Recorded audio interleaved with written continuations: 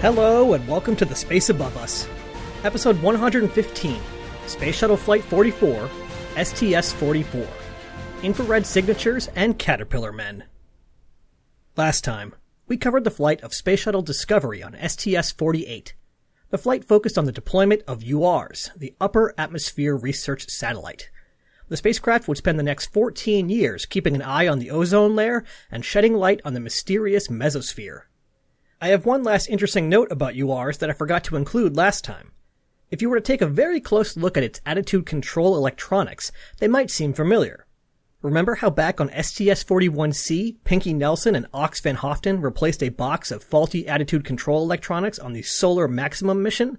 Well, it seems that they did not just chuck the broken box into the garbage, because it's back and it's flying in space again. That's right, URs isn't just using the same model of electronics as SMM, it's literally using the same box. Where it's been for the last 7 years, I'm not really sure, but somewhere in that time they refurbished it and here it is again. It makes sense, since both SMM and URs were based on the same multi-mission modular spacecraft design, but it still sort of blew my mind when I realized that it was literally the same piece of metal. Neat. Before we get to our main topic today, it's time for another check-in on the Galileo Spacecraft. As you're now well aware, Galileo is an uncrewed spacecraft that is on its way to Jupiter. It was deployed by Space Shuttle Atlantis on STS-34 back in October of 1989, and has been taking the scenic route to the gas giant planet. Since the high-powered Shuttle Centaur upper stage had to be swapped out for an IUS, Galileo had to be a little creative about its trajectory, utilizing a series of gravity-assist flybys. We last checked in with it in December of 1990 when it flew past the Earth in order to gain a boost in speed. It's been almost a year, and Galileo is about to add another first to the history of spaceflight. On October 29, 1991, Galileo became the first spacecraft to visit an asteroid, flying within 1,600 kilometers of the tiny celestial body Gaspra. Believe it or not, this encounter, in 1991, is the first time that humans were ever able to see an asteroid in space up close. Up until this point, they had always been distant points of light. The flyby, and downlink of data from it, were complicated by Galileo's stuck high-gain antenna, with only 10 bits per second available for telemetry during the encounter. Mission controllers were hoping to get 16 photos of Gaspra, but to account for uncertainty in navigation, Galileo actually took 150 photos in a pattern that should ensure the desired number of good photos. Each photo was about 11 megabytes in size, which would require around 80 hours of time on the valuable deep space network, so the plan was to wait until Galileo was closer to Earth to downlink the photos. Unfortunately, that wouldn't be for over a year, so scientists were going to have to be patient. That flyby was in December of 1992, and it's when we'll check in next. Returning our attention to matters closer to home, Atlantis is on the launch pad and has an important payload ready to go. Today's mission is the 8th Space Shuttle mission for the Department of Defense, but it's also the second unclassified DoD flight, so we get to hear all about it. This actually wasn't always the case, and as recently as a year and a half before the mission, it was still considered classified. So lucky break for us. Filling Atlantis' payload bay was a Defense Support Program spacecraft, specifically DSP-16.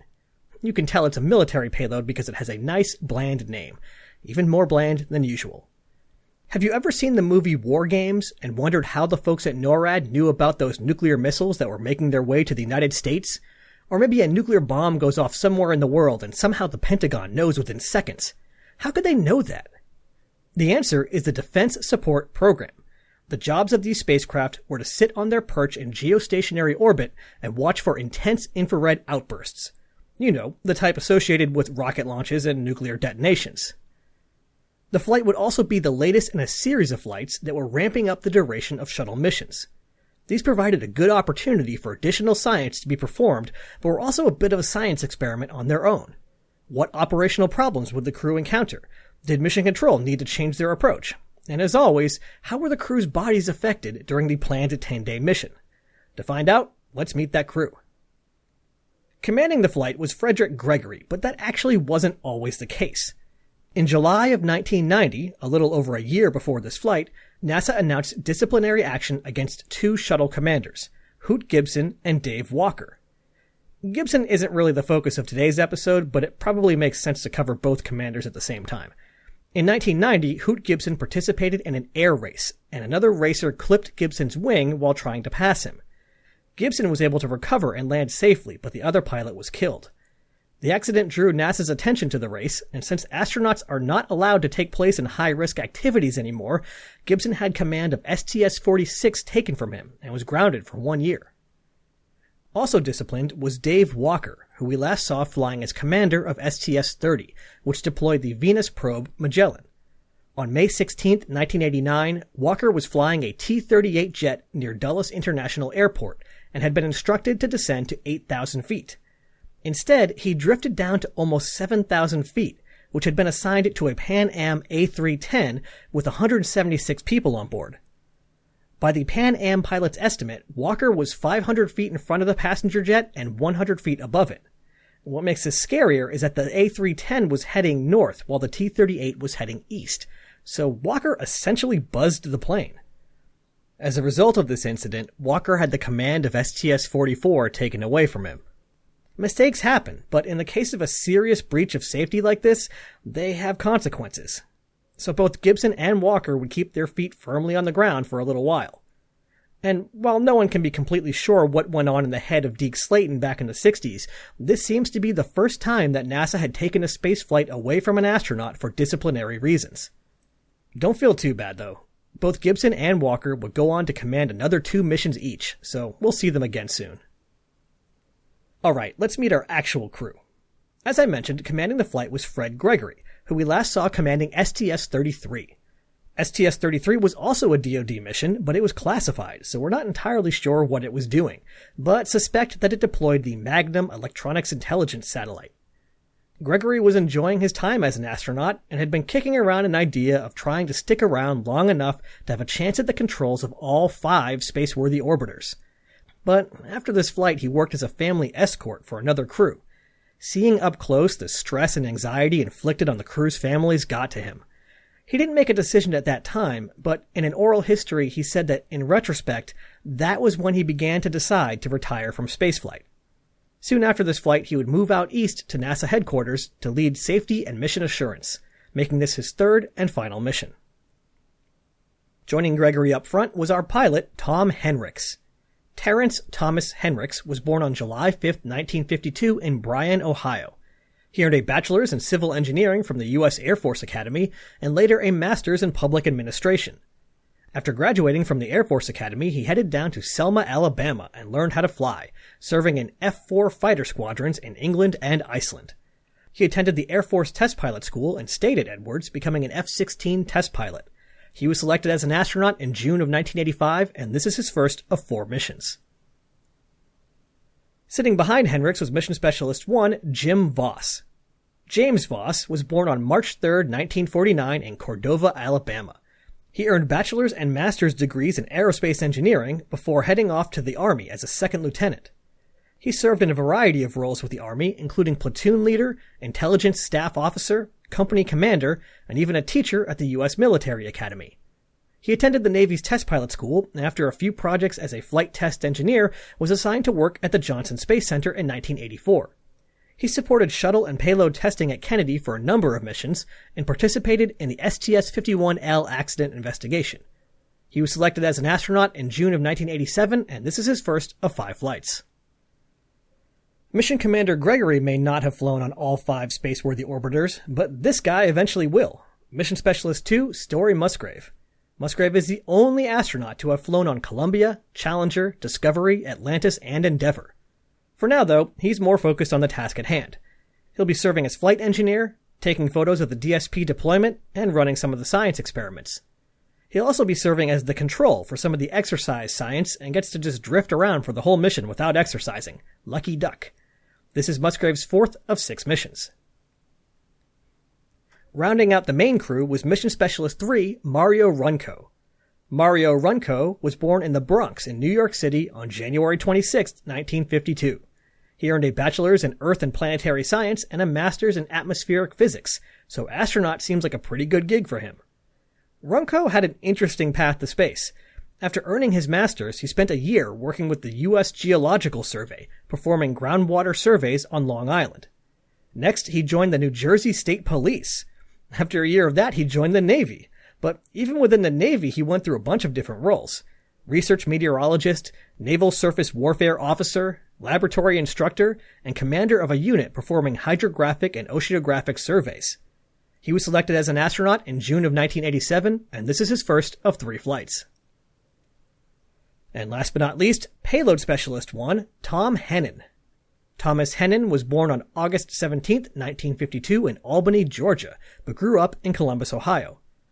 Hennen is an Army man through and through, and his official biography has a ridiculously long list of military instruction courses he has completed. The focus, though, was on intelligence and imagery analysis. Over more than 20 years, he became an expert at analyzing imagery and wringing every possible bit of data out of it. That expertise makes him the perfect choice for payload specialist on this flight, as we'll see in a bit when we talk about the Terra Scout experiment. And for your second bit of space trivia for the day, Hennen was the only warrant officer with the Army to fly in the entire shuttle program. This is his first and only flight. STS-44 was originally scheduled to launch in July of 1991, but was pushed back to November, at least in part due to echoes from the Summer of Hydrogen leaks.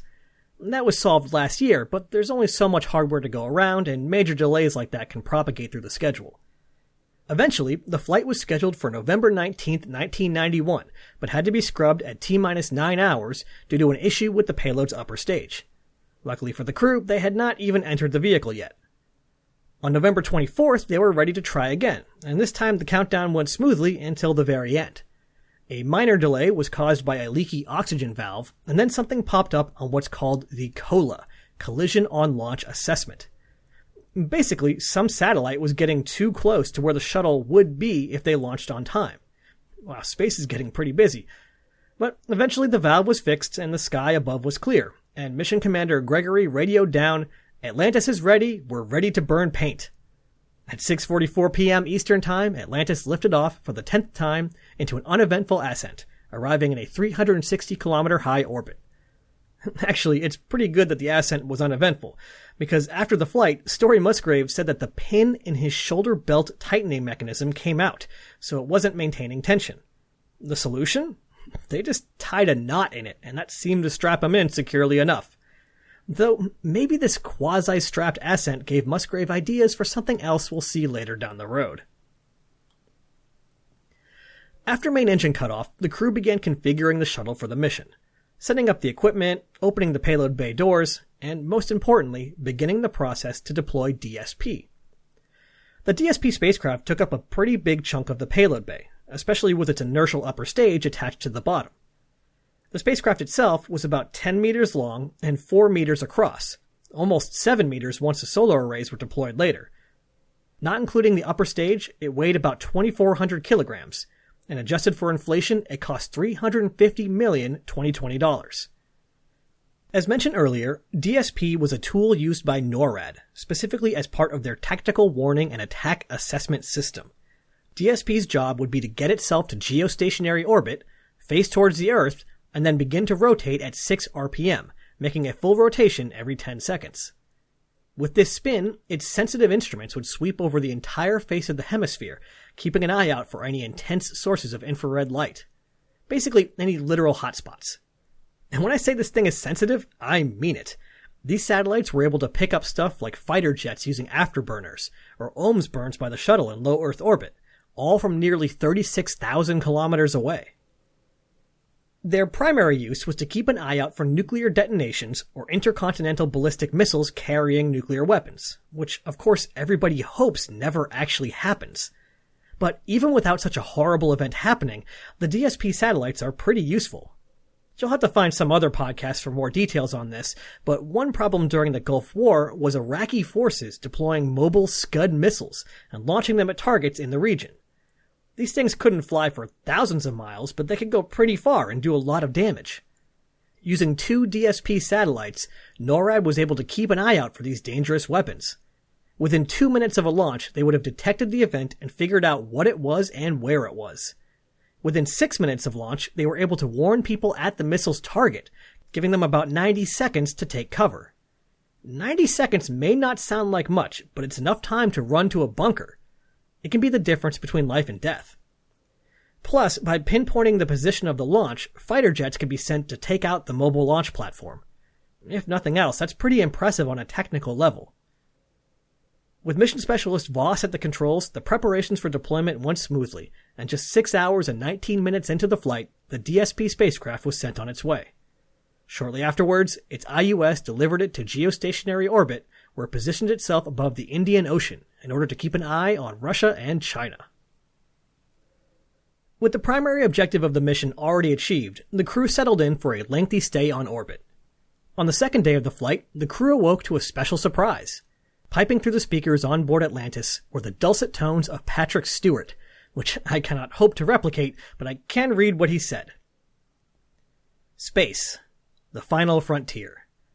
This is the voyage of the Space Shuttle Atlantis. Its 10-day mission, to explore new methods of remote sensing and observation of the planet Earth, to seek out new data on radiation in space and a new understanding of the effects of microgravity on the human body, to boldly go where 255 men and women have gone before.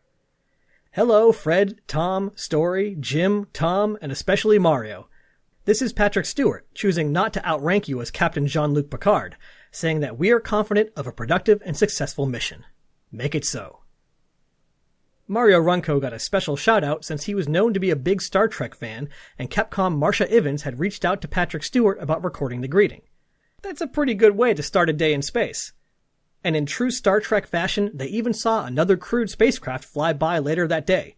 But instead of Klingons, they were Russian.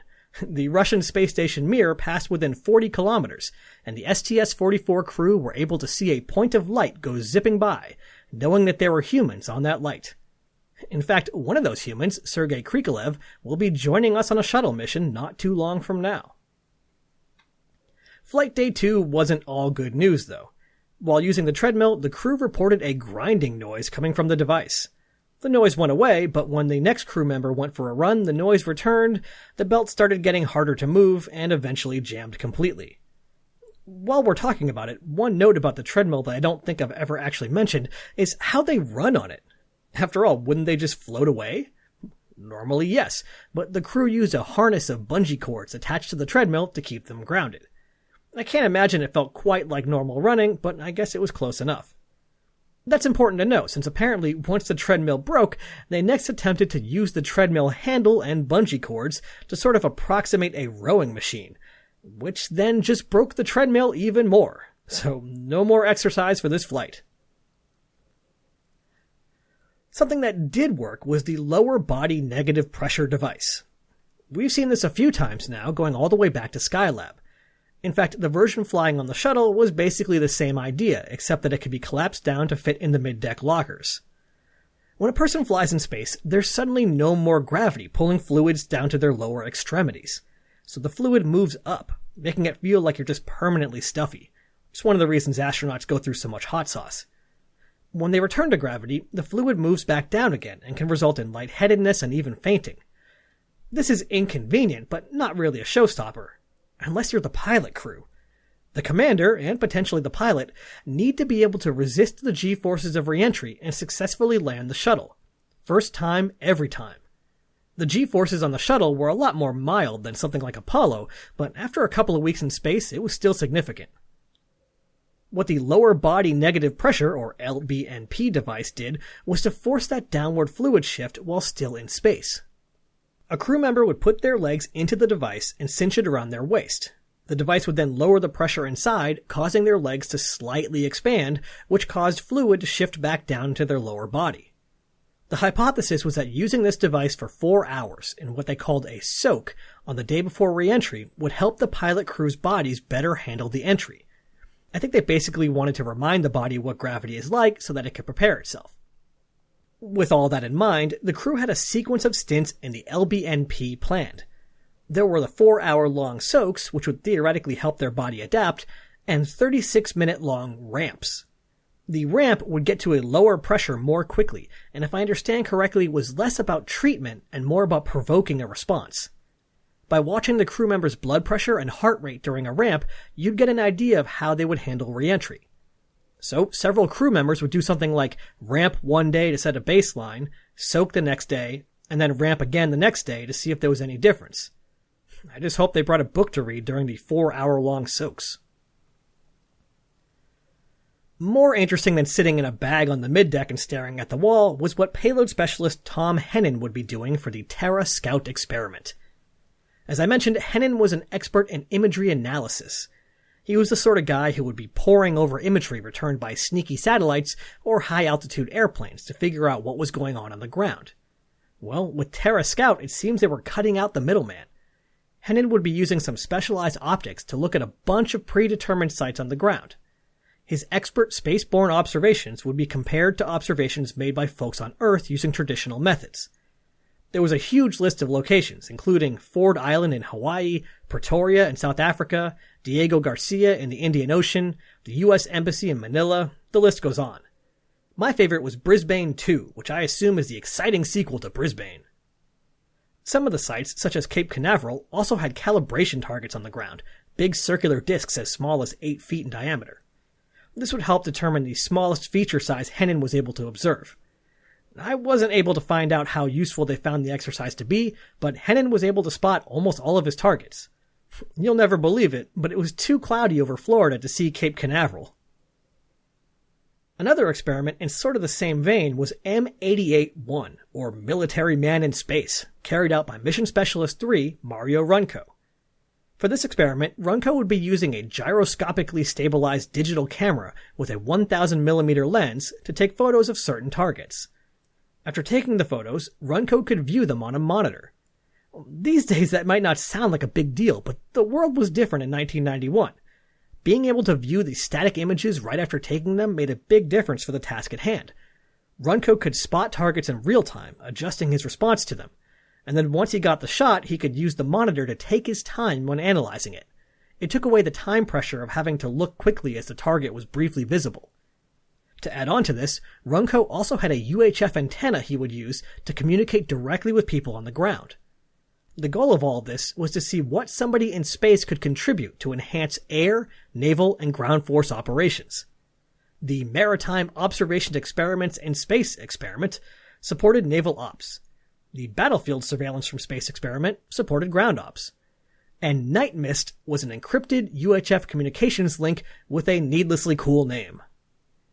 The experiment worked for the most part, but the UHF comms failed, forcing them to use the usual communication links. But that just cleared up a flight deck window for Hennen to do more Terra Scout observations. The whole thing seems sort of optimistic to me.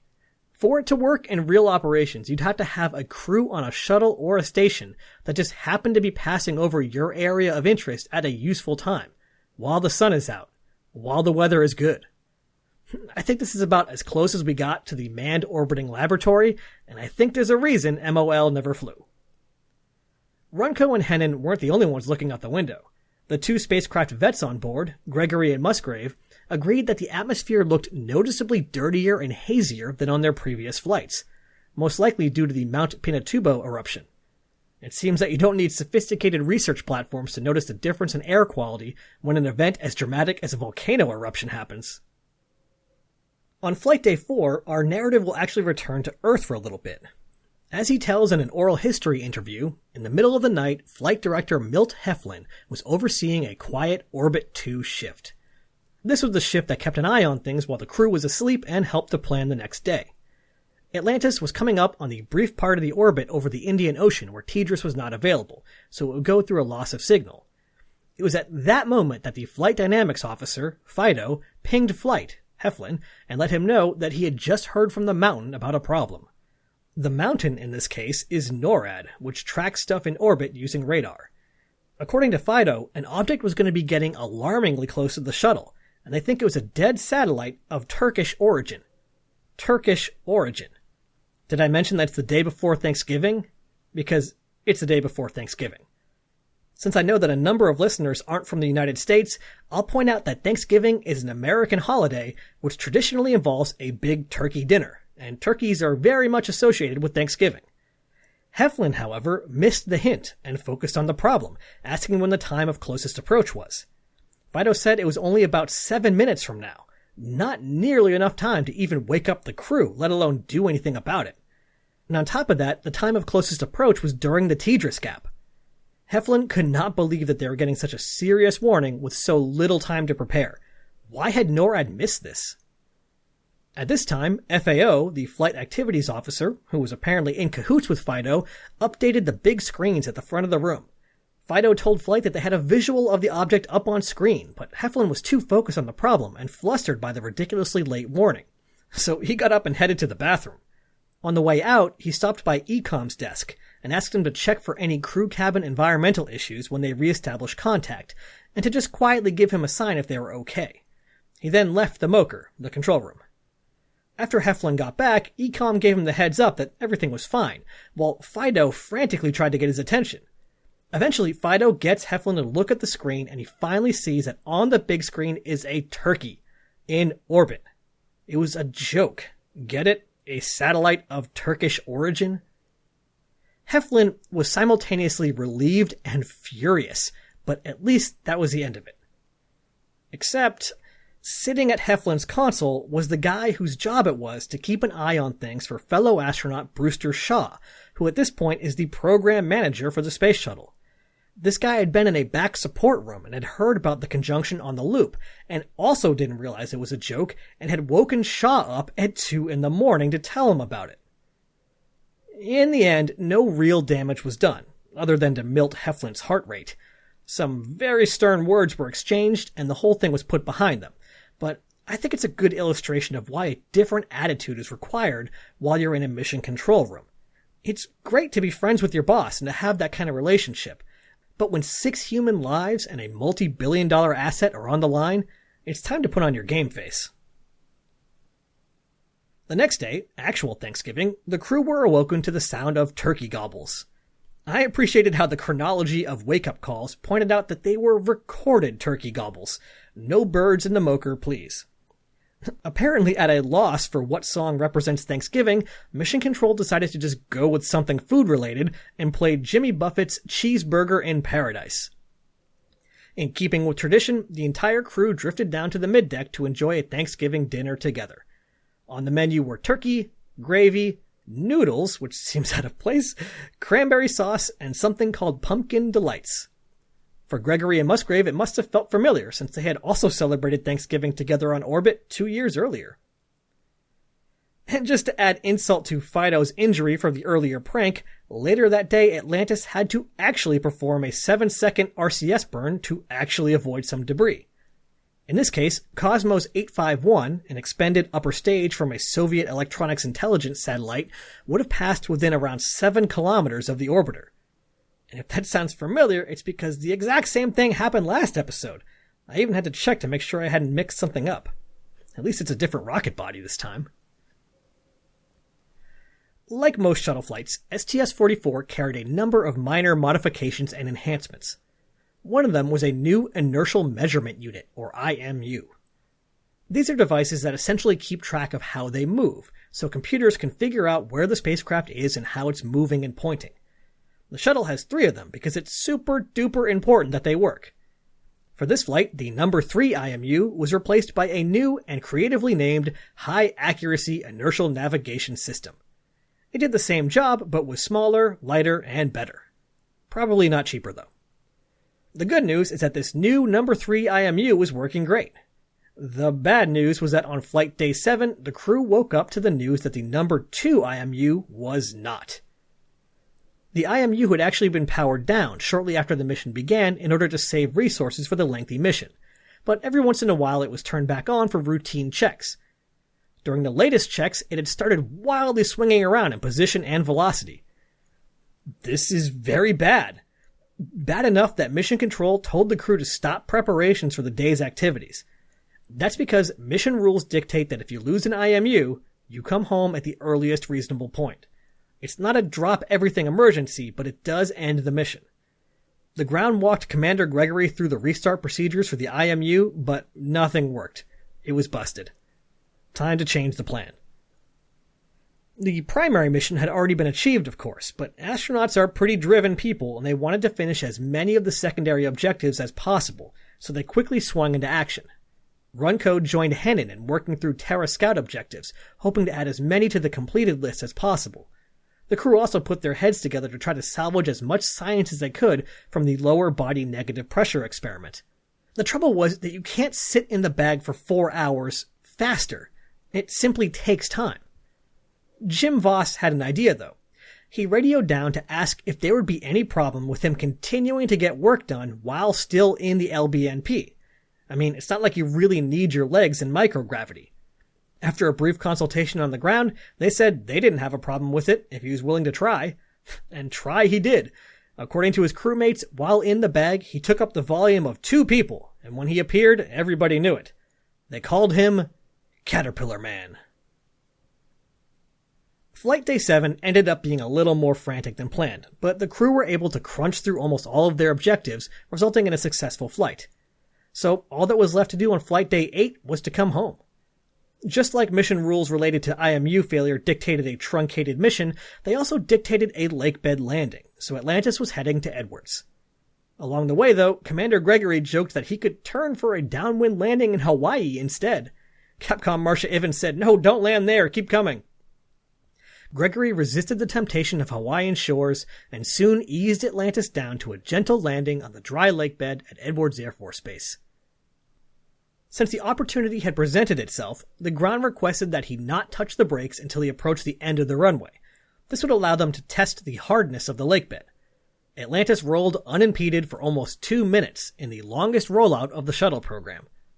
The orbiter was traveling less than 20 miles per hour when Gregory finally applied the brakes as the end of the runway approached. I'm not sure what the end of the runway means in the context of a lakebed. I think it's just like a box painted on the dirt, but whatever.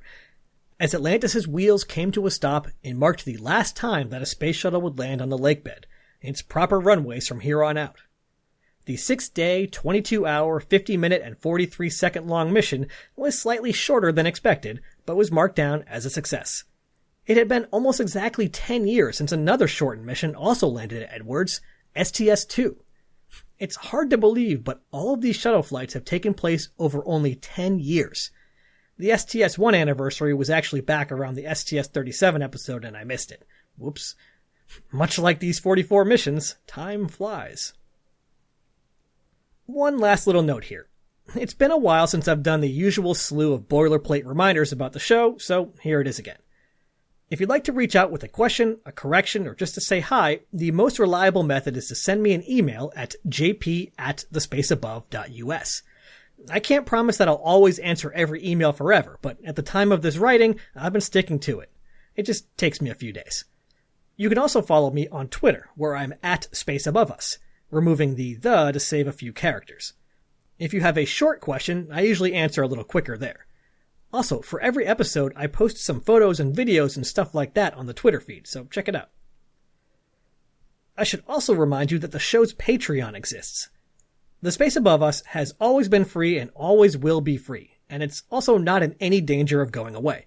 But since a number of generous people have asked to help support the show, I made a PayPal button at thespaceabove.us and a Patreon page at patreon.com/thespaceaboveus.